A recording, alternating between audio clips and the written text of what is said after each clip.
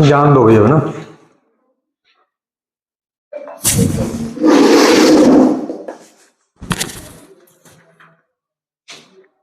ध्यान दीजिए।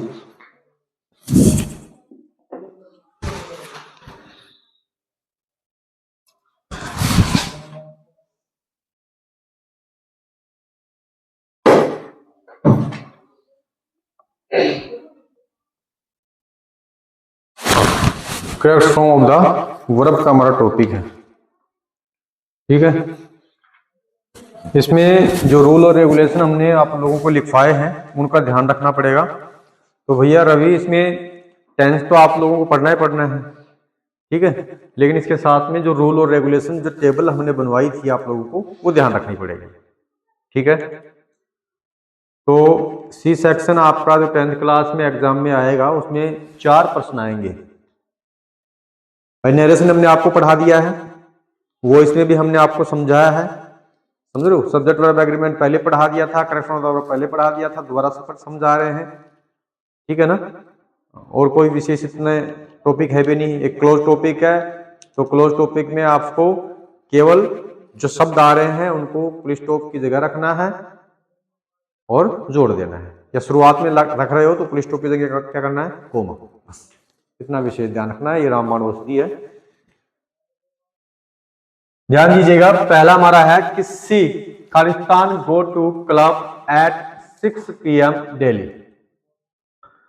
तो यहां पे जो शब्द आया है उससे पता लग रहा है कि हमारा प्रेजेंट सिंपल टेंस। कौन सा शब्द है, डेली। ये लिखवाया था ना हमने, है ना, daily, often, seldom, recently, scarcely, occasionally, frequently. उसके बाद में on Sunday, on Monday, once a day, once a weeks, every day, every month, every years, every weeks, each day, each month, each years, समझ रहे हो। Universal truth, scientific truth, proverbs, habitual fact, ठीक है क्या। ये शब्द आपको ध्यान रखने पड़ेंगे, तब जाकर के आप लोगों को पता लगेगा कि कौन सा टेंस है। तो प्रेजेंट सिंपल टेंस का पता लग गया भैया, आपको तो नहीं पता लगा तो डेली शब्द से कैसे क्या पता लगा, नहीं है ना इसका एहसास। तो ये आपको सारणी हमने बनवाई थी भैयाओं को, वो सारणी आपको राइट करनी पड़ेगी, उस सारणी को पढ़ना पड़ेगा, याद करना पड़ेगा, प्रैक्टिस करनी पड़ेगी, तब जाकर के इस स्थिति पे आप आओगे, नहीं तो आपको फिर कुछ समझ में नहीं आएगा। तो डेली शब्द से पता लग गया प्रेजेंट सिंपल टेंस है। तो यहाँ पे प्रेजेंट सिंपल टेंस में क्या करते हैं, वर्ब की फर्स्ट फॉर्म प्लस एस का प्रयोग करते हैं। सब्जेक्ट यहाँ पे सी है तो वर्ब की फर्स्ट फॉर्म के साथ में एस का प्रयोग होगा। अगर यहाँ पे सब्जेक्ट आई बी दे होता तो एस का प्रयोग नहीं करते, ओनली फॉर वर्ब की फर्स्ट फॉर्म रहती, ठीक है ना। तो यहाँ पे हमने वो लिख दिया। अब यहाँ पे एस का प्रयोग कब करना होता है, ईएस का कब करना होता है, ये चीज भी हमने आपको बताई थी। एस का प्रयोग कब करेंगे, जब वर्ब के अंत में ओ, ये क्या है, गो वर्ब है ना, इसके अंत में क्या है, O, X, C H, S S, double S और जेड हो, ये शब्द हो तो हमने ईएस का प्रयोग करना है। बाकी सभी वर्ड, अगर बाकी सभी शब्द आए या फिर अक्षर आए तो उनके अंत में किसका प्रयोग करना है, एस का। तो यहाँ पे हम किसका प्रयोग करेंगे, ईएस, ठीक है। कैसे दे रखा है भैया इसमें, जी पता लगा ना नियम। अब नियम तो ऐसे एकदम से तो पता लगेगा नहीं भैया।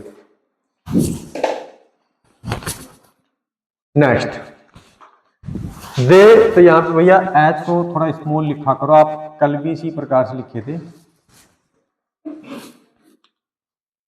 तो यहाँ पे दे खालिस्तान not each English every morning, हमने कहा है every day, every month, every week, every hours, every morning, every evening, जो भी आए, समझ लो उससे कौन सा टेंस रहेगा, प्रेजेंट सिंपल टेंस, ठीक है ना। तो यहां पे अब नोट आया है तो हमने किसका प्रयोग करना पड़ेगा, डू, नॉट ईच, ठीक है क्या, यही है ना। क्यों करना पड़ेगा, क्योंकि आई वी यू दे के साथ में डू का प्रयोग और ही सी इट नेम के साथ में डज का प्रयोग, नोट आया है इसलिए लगाया हमने, अगर नोट नहीं आता ना तो भैया बहनों यहां पर CH आया है तो ES लगा देते अंतिम, ये लगाते ना। हाँ भैया वो गलत कर दिया आपने, कोई नहीं, है ना, टीचेज हो जाता है ना, ES लगा देते। वर्ब के अंत में क्या होता, जैसे कि यहाँ पे नॉट टीच लिखा है इसमें, यानी TEACH, तो इसके अंत में क्या लगा देते हैं, ES। कब लगाते हैं, जब यहाँ पे नोट नहीं आता तो। नोट से हमें पता लग गया कि यहाँ पे प्रेजेंट सिंपल का नेगेटिव सेंटेंस, ठीक है क्या। Next, my sister Khalistan not cook food. अब इस सेंटेंस में हमें पता नहीं लग रहा क्योंकि एडवर्बल शब्द कुछ आया ही नहीं, एडवर्बल्स नहीं है ना। अब यहां पर आप लोगों को कॉमन सेंस का यूज करना पड़ेगा, और हालांकि ऐसा नहीं होगा कि सर जी एग्जाम में भी ऐसा आ जाएगा कोई सेंटेंस, आज तक तो आया नहीं और आएगा भी नहीं, ये दावे से हम कह रहे हैं। वहां पर आपको एडवर्बल शब्द मिलेंगे, ऐसे सेंटेंस देखने को नहीं मिलेंगे, ठीक है ना। तो इससे आपको घबराना नहीं है। तो यहां पे हम देखते हैं कि माय सिस्टर यानी जो मेरी बहन है वो खाना नहीं पकाती है, भोजन नहीं पकाती है, मेरी बहन भोजन नहीं पकाती है। तो यहां पर आप डज नॉट कुक फूड का प्रयोग कर दो, किसका हो जाएगा, डज नॉट कुक फूड, ठीक है क्या, क्या दे रखा भैया, हाँ डज नॉट।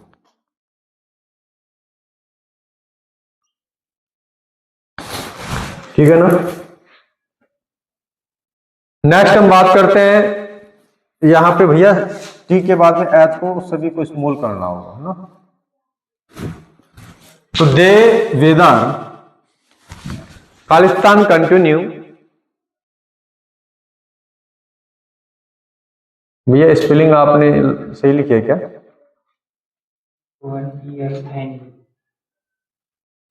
भैया ये ऐसे हो सकता है, ये तो एन तो यहां आएगा, यू आगे आएगा, ऐसे है ना, एन तो यहां आएगा, अब हो गया कंटिन्यू, ठीक है। To be cold and wet, अब यहां पर भी हमें पता नहीं लग रहा है, नहीं लग रहा ना। तो दे वेदर यानी जो मौसम है कंटिन्यू लगातार, टू बी कोल्ड ठंडा और आर्द्रता वाला है, वेट का मतलब गीला होता है, तो लगातार कंटिन्यू। तो यहां पे वर्ब के सेकंड फॉर्म का भी प्रयोग कर सकते हैं, और यहां पे only for they weather, only for यहां पर कंटिन्यू का भी प्रयोग कर सकते हो, समझ रहे हो क्या, कंटिन्यू आप लिख दो सही हो जाएगा, जैसा है इसमें सेम टू सेम, ठीक है क्या। अगर आप लोगों को लगता है कि यहां पर लगातार वाली स्थिति हो रही है तो यहां पे आर आईएनजी का प्रयोग कर सकते हो, फर्स्ट में प्लस आईएनजी, ठीक है। तो the weather are continuing to be cold and wet, ठीक है, या फिर सेम टू सेम लिख दोगे तो भी आपका सही रहेगा। क्या लिखा भाई इसमें,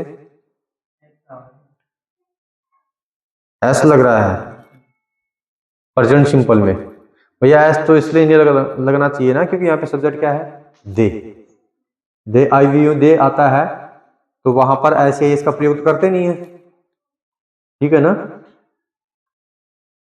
ठीक है। दे के बाद में वेदर लगा हुआ है क्या, अभी वेदर को देख करके एस का प्रयोग कर रहे होंगे, बाकी आप सेम टू सेम लिख दोगे तो ज्यादा बेस्ट रहेगा, ठीक है। Next, twice of two before, ये बिल्कुल प्रेजेंट सिंपल टेंस है, दो और दो चार होते हैं, प्रोवर्ब्स है, कहावत है ना, तो कोई दिक्कत नहीं है। तो यहाँ पे two of twice of two be four, तो यहाँ पे बी कॉम्प्लीमेंट है, कंटिन्यूस में आता है, तो यहाँ पे आप इज या आर का प्रयोग कर सकते हो, इज का, इसका प्रयोग आप इज का ही करोगे। क्यों करेंगे हम इज का, आर के क्यों नहीं किए, ये हमने आपको सब्जेक्ट वर्ब एग्रीमेंट में समझाया था कि दो सब्जेक्ट अलग अलग हों और एक ही भाव उत्पन्न करते हो, तो वहां पे आपको सिंगुलर वर्ब का प्रयोग करना होगा, ठीक है ना। ध्यान से समझ लो बहन जी, है ना। ये उन्हीं लोगों के लिए इंटरेस्टेबल हो सकता है जिनको रूल और रेगुलेशन याद होंगे। बाकी ये विद्यार्थियों के लिए तो क्या रहेगा, ये बोरियत का काम रहेगा, पता नहीं क्या समझा रहे हैं, लेकिन कोशिश करो, है ना, समझ में आएगा। The sun shines during the day, अब यहाँ पे प्रेजेंट सिंपल टेंस है क्योंकि साइंटिफिक ट्रूथ है, वैज्ञानिक सत्यता है, तो यहाँ पे किसका प्रयोग कर देंगे हम, एस का। ठीक है, ठीक है भैया। जो जिनको रूल और रेगुलेशन याद नहीं होंगे और जिन्होंने पहली बार पढ़ने का प्रयास किया है, तो उसके लिए जादू का खेल लग सकता है कि सर्जन क्या पता लाग रही जिसके तो टीप रखाऊंगा, ऐसा भी तो महसूस हो जाता है ना कभी कभी। ऐसा कुछ भी नहीं है, हम तो भैया की कॉपी में किताबें देखते भी नहीं है, ये देखो भैया ये लिख दो ऐसे बस। लेकिन ये कब आपको पॉसिबल हो पाएगा, जब आपके रूल और रेगुलेशन याद होंगे। अगर आंसर भी इसमें गलत होगा और आप कंप्लीट रूल और रेगुलेशन याद है, तो निश्चित रूप से आप दावे के साथ कह सकते हो कि इसमें आंसर गलत है, तो गलत ही है। बर्ड्स फ्लाई, ये भी आदत संबंधित है भाई, पक्षी उड़ते ही तो हैं, तो बर्ड्स, और उसके बाद में आप यहाँ पे ओनली फॉर फ्लाई भी लिख सकते हो और बर्ड्स आर फ्लाई भी लिख सकते हो, ठीक है ना। तो इसमें क्या दे रखा भैया, ओनली फॉर फ्लाई, और बस फ्लाई कर दो क्योंकि प्लूरल सब्जेक्ट है ना ये, बर्ड्स फ्लाई, ठीक है। प्रेजेंट सिंपल टेंस है ना, प्रोवर्ब्स है, ओ हैबिचुअल फैक्ट है, प्रोवर्ब्स नहीं, हैबिचुअल फैक्ट, आदत संबंधित बात है। आगे हम बात करते हैं, आई खालिस्तान hear you are going to, Italy लिख, अच्छा, इटली सोन, इटली एक देश का नाम है ना, इटली जा रहा है क्योंकि एक इटली डोसा खाने के भी आते हैं, समझ रहे, लेकिन गोइंग टू से पता लग गया कोई स्थान ही होगा। तो I hear you are going to Italy soon, भैया यहाँ प्ले स्टॉप है क्या, नहीं, एच, हाँ ऐसे हो सकता है क्योंकि हम बावड़े हो गए कि हेयर तो वर्ब ही नहीं होती है ना, HERE हेयर वर्ब थोड़ी है, हेयर एंड देयर यहां और वहां ये वर्ब नहीं है, हाँ ये वर्ब है, इसका मतलब क्या होता है, सुनना, है ना, यानी मैंने सुना है कि आप कहां जा रहे हो,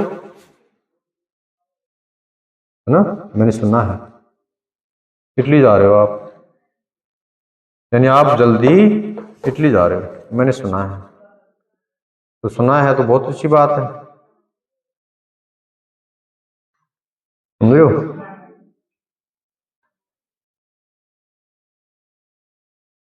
ऐसे भी हो सकता है, आई एम हेयरिंग, मैं सुन रहा हूं कि आप जल्दी इटली जा रहे हो, है ना, आई एम हेयरिंग, ठीक है। ये फिर यहाँ पे आई हेयर भी आप सेम टू सेम लिख सकते हो, दोनों आपके सही हैं। भैया कौन सा दे रखा है इसमें, सेम, हाँ तो सेम लिख दो आप, HEA आई हेयर, ठीक है। प्रेजेंट सिंपल टेंस, तो उसमें क्या हो गया, वर्ब की फर्स्ट फॉर्म का ही प्रयोग होगा, आई वी के साथ में ऐसे इसका प्रयोग नहीं किया जाएगा। Next,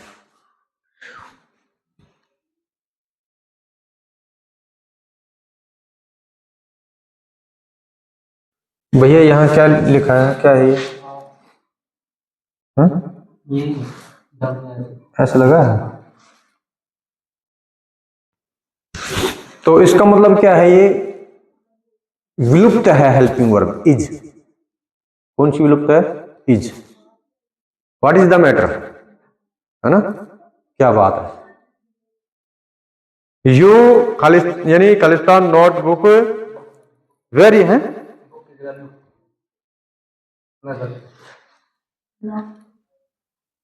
note look very happy, यानी क्या बात है, आप बहुत खुश नहीं दिख रहे हो, हैं, क्या बात है, आप बहुत खुश नहीं दिख रहे हो तो यू आर नॉट लुकिंग आ जाएगा। क्या जाएगा? You are not looking. क्या दे रखा भैया आंसर?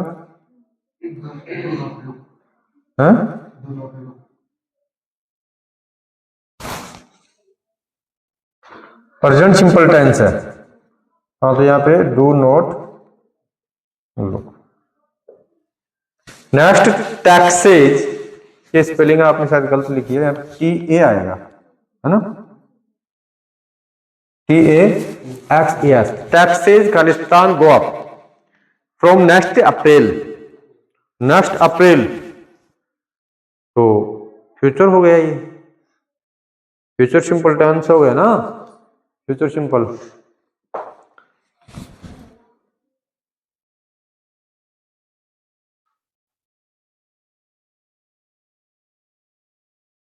अगले अप्रैल से टेक्स्ट गो अप ये बढ़ जाएगा, तो टैक्सेज उसके बाद में हो जाएगा यहाँ पे विल।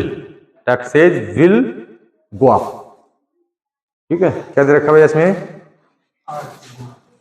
R2 को दे रखा है। R2 आगे R के बाद में 2 दे रखा है। पता नहीं भाई, इसका तो देखना पड़ेगा ना। अब नेक्स्ट हम बात करते हैं, यहाँ पे R2 गो अप कर लेना। नेक्स्ट आपके सामने है कि the world's trade talks take. The world यानी संसार, ट्रेड टाल्स यानी व्यापार के बारे में बात कर रहा है। Take place later this year. This year तो कंटिन्यूअस टेंस है ना? Place later this year. The world trade talks take. Talks take, इसमें क्या आ जाएगा? Are taking.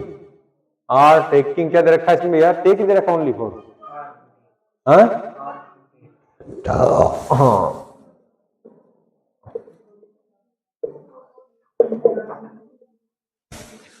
वैसे आर टेकिंग भी आप कर दोगे तो आपका सही रहेगा। दिस बुक खालिस्तान बिलोंग टू मी। बिलोंग करती है तो दिस बुक, इसमें क्या दे रखा है? बिलोंग्स एस दे रखा है, ओनली फॉर एस लगा रखा है, यहाँ पे एस लगा दो भैया। उसके बाद में क्या लिखा भैया? टुडे। टुडे तो मतलब प्रेजेंट सिंपल टेंस, वो प्रेजेंट कंटिन्यूअस, प्रेजेंट कंटिन्यूअस, लेकिन लास्ट में इसमें पर्सनवाचक चिन्ह भी लगा है। डज इट खालिस्तान रेन टुडे?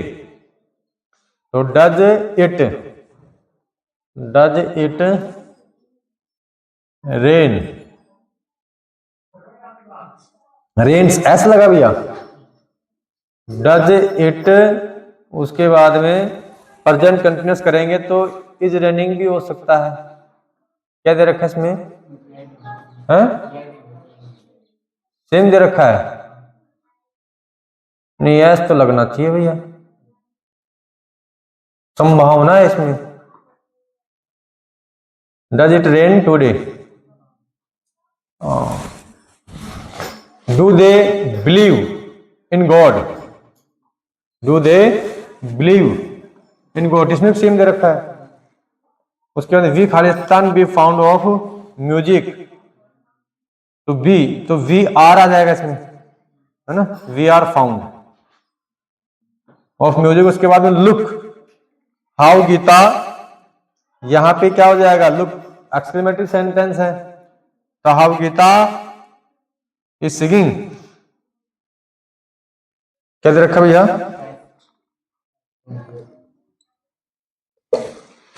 ठीक है, ये आपके करेक्ट उदाहरणों के। बाकी ये जो सेंटेंस है आपके लिए ये सारणी से बाहर है, हालांकि इस लेवल तक आपके एग्जाम में पूछे नहीं जाते हैं। इनके रूल और रेगुलेशन अलग से हैं, वो आपको थोड़े से ध्यान रखने पड़ेंगे। बाकी इनकी तरफ आपको नहीं जाना है, आपको तो केवल इसकी तरफ देखना है। जो एडवर्बल्स के रूप में सेंटेंस में आ रहे हैं शब्द, उनको ध्यान रखो, उसी के अकॉर्डिंग आप उसमें बनाओ। ठीक है, राइट कर लोगे।